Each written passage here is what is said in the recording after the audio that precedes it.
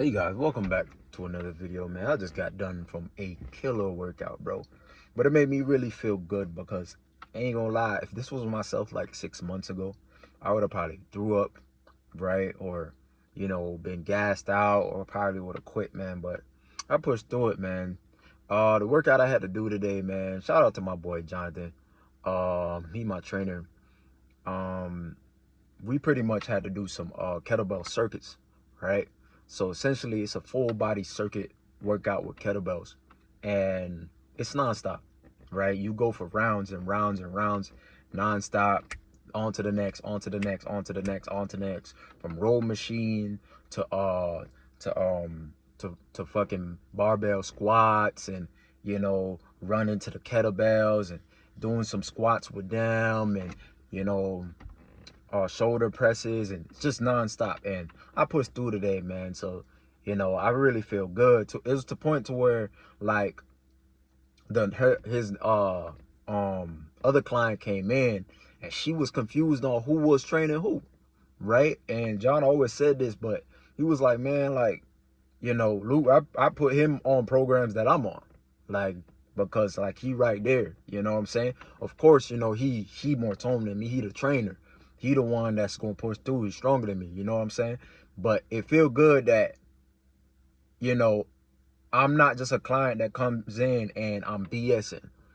It's not that. I'm the one that he could just be working out and I could just join him and he don't have to drop weight. He don't have to do nothing like that. We could just run sets.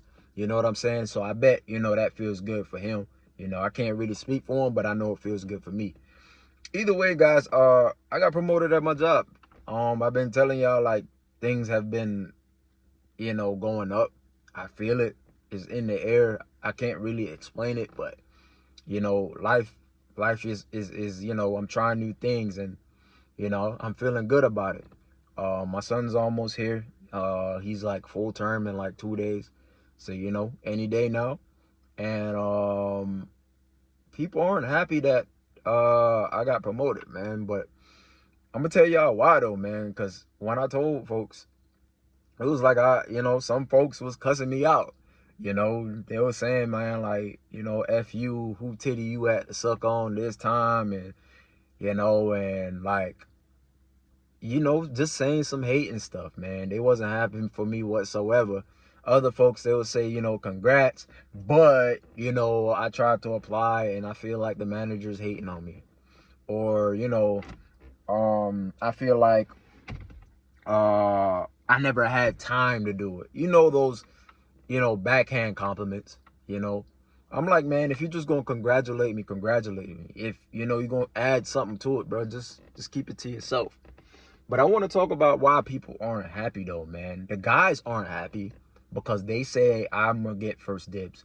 So what I'm doing now is I'm training the new hires. I'm the one that, when new hires come in, I tour them around like buildings and stuff like that.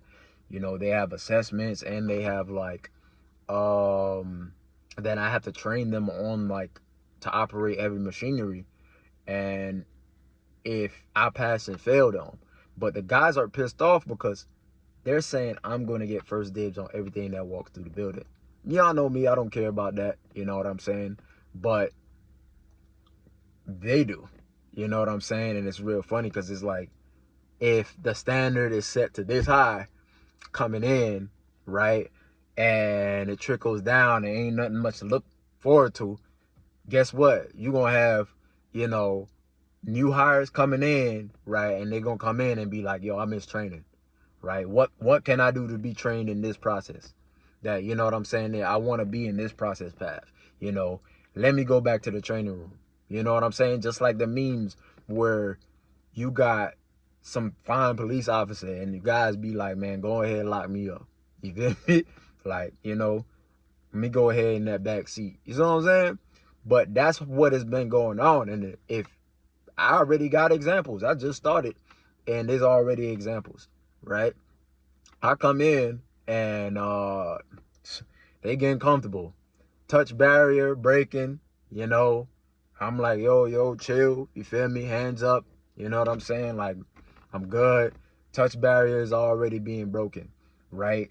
You know, woman out here saying my government and coming back to class telling everybody that I ain't never trained yet that's gonna be training with me how I'm gonna put them in good hands. First name, last name is gonna put them in good hands, right? I'm gonna make sure everybody good, right? Then she coming back to class talking about some, oh, I know I only care about, and I remember folks, you know, that made an impact on me, right? And you either gotta be, you know, funny enough or you gotta be fine enough. You feel me? And at the end of the day, asking me at the end of the day if I have a girlfriend, you know? So it's already started, you know? But, and I guess that's what the guys fear, you know? But, you know, it ain't even about that. You know, it's just that most people, they ain't gonna be happy. And one thing I want y'all to realize, I don't want this video to go on too long, is the reason why you don't have certain positions is because the positions were already filled in, even though the person haven't showed up yet. It's the same thing that I talk about on this channel all the time. When you try to get with a woman, right, and you're not her ideal, she already has her ideal, make believe, fit in the picture. He doesn't have to be there yet. But when you're not him, right, she's going to postpone as long as possible, waiting for him to come. It's the same thing with jobs. People are like, well, they told me I had to have this paperwork done. They told me I had to know every process in the building. They told me I can't have any write-ups. I have to have all my time saved, right? So that basically I have to have perfect attendance. And all that sounds like to me is you got to make six figures, right? You got to be 6 foot tall, you know, you got to be making good money. You got to be having your own place. You got to be having your own car. That's what that sounds like to me, right? Guys, I want y'all to understand, when barriers and rules are put in place for you like that, those are things to prevent you from getting that position and discouraging you. That doesn't necessarily mean strive to say, yeah, I'm going to go ahead and meet those goals. I'm going to go ahead and meet those benchmarks so I can apply. Those benchmarks apply to you because they don't want you to get in. That's what I want. That's what the message I'm trying to tell you today. They don't want you to get in, because the person that they do want in that position, they don't need all those things mentioned. Guys, I didn't have any of the requirements that they had applied for everybody else, that they said everybody else in it. I had nothing, right? I didn't know every process in the building. They were willingly telling me, hey, I want you for this position and we'll train you on everything. That's how it was. You get what I'm saying? So I'm gonna tell you, understand this, right?